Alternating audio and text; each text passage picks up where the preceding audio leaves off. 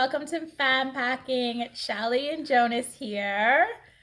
We're going to talk today about how to make a car trip with kids enjoyable, right? Yeah. Yeah. So it's school holidays here in Australia, and we are planning tomorrow to go away on what the kids call a mini holiday. So that's whenever you pack all your stuff into the car and drive somewhere that's not too far away. We're going to the forest. We are going to the forest. And we go there and we drive there and have a good time, right? Yeah. Yeah. So this time we're going to be staying at a holiday house in Porvelli, which is in the southwest of Western Australia. And it's right near the beach. We can walk to the beach from our accommodation. It has an indoor and outdoor fire, which is handy for this time of year because it can get quite chilly at night. And it looks like there's lots of activities for both the adults and the kids to do. So, thought I'd start off by talking about, what do you like about driving in a car, Jonas? I don't know.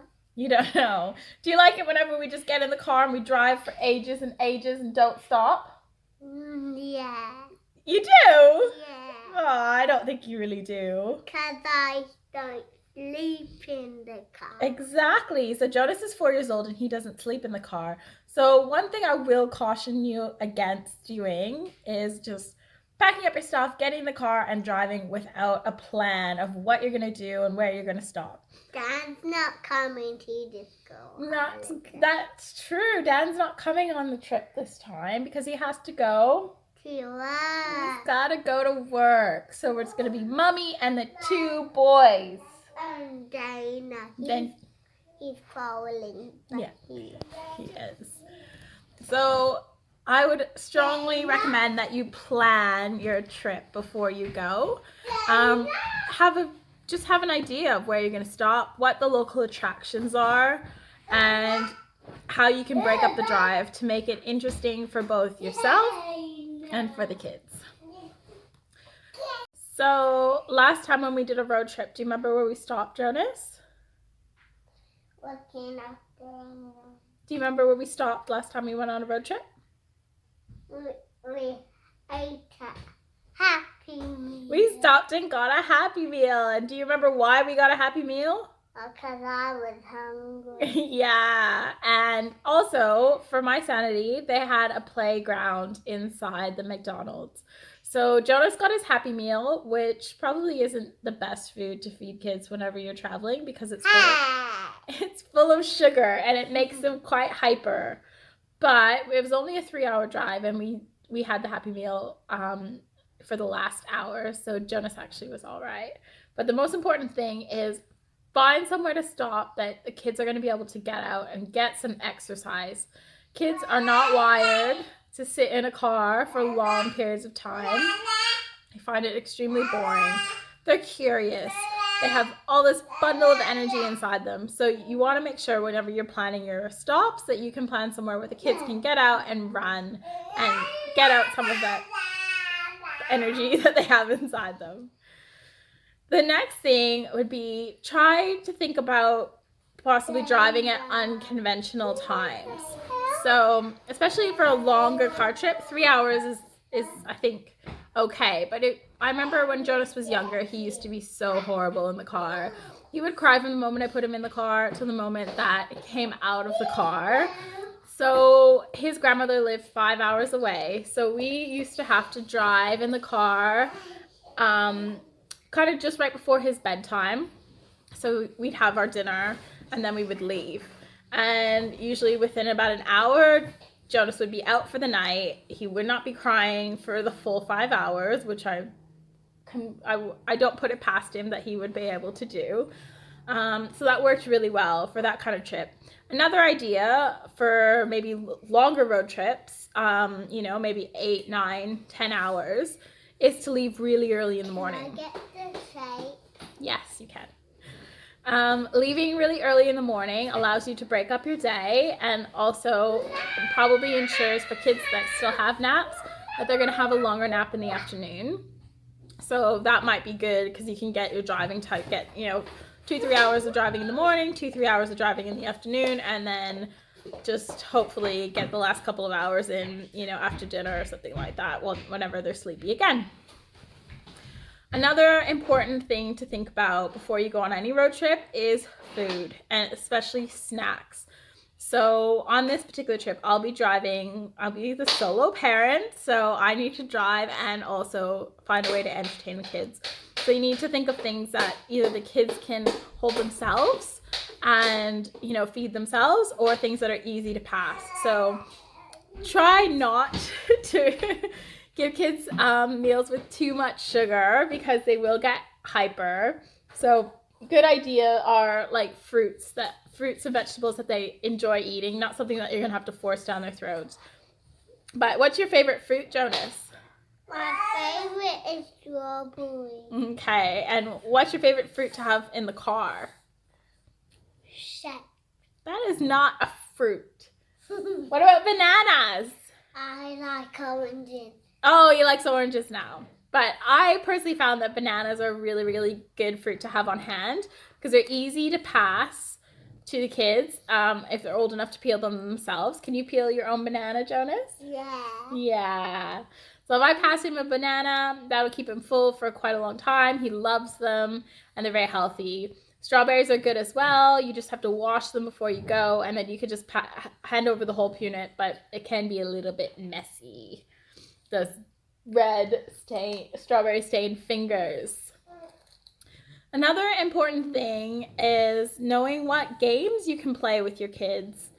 It's very important to keep kids occupied because they get bored so easily. So, Jonas, what's your favorite game to play whenever we're in the car? I Spy. Jonas loves I Spy. It is his favorite by far, and he will play it for hours. Another great game that we play is a rhyming game. So just looking and trying to find things that rhyme, or just words that rhyme. Wheel car. Yeah, you I did. want to see them. All right. Here's one. So these are good toys to bring along on a road trip, especially for kids Jonas's age. They're small, they're compact, and they will keep him occupied for ages. So, good job, sweetie. Why don't you go play with those over there? No. Okay, I'm going to finish the video. And one more. Good job.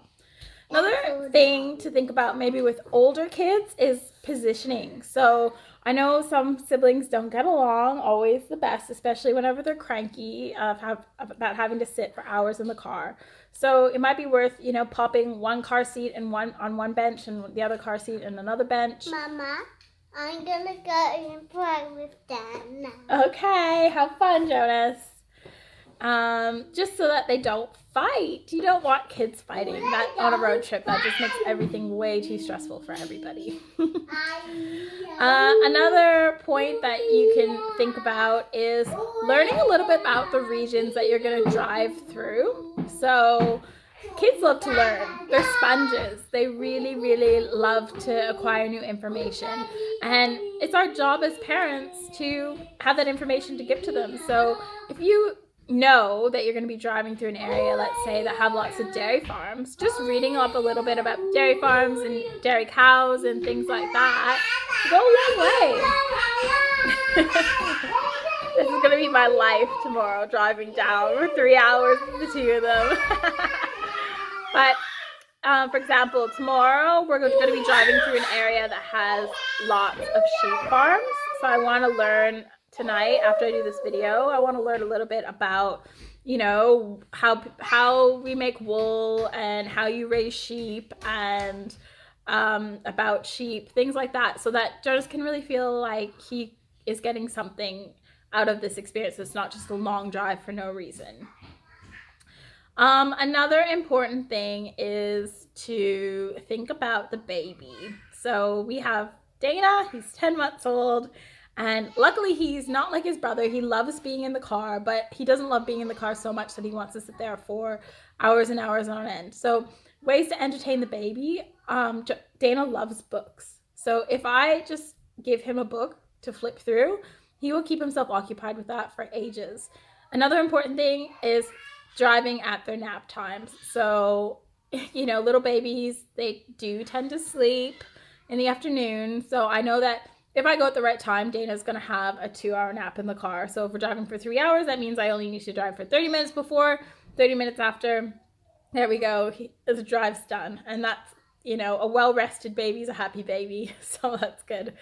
Other thing is just be a bit flexible about the kind of like amenities that you need. Like, I know, going out, changing nappies on the run, sometimes, you don't always find a baby change station. So just be prepared, like have a towel to change the nappy right there in the front seat of the car if needed.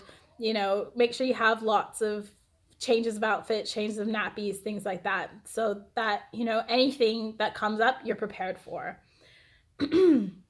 And finally, you just need to make road trips as fun as possible. You want this to be an enjoyable experience that the kids look forward to, that they want to, do things together as a family. They want to go places together as a family. And it just opens up so many options. Like whenever you can do a road trip, it opens up a whole new world to you of places that you can go and things that you can do with your kids. So that's great.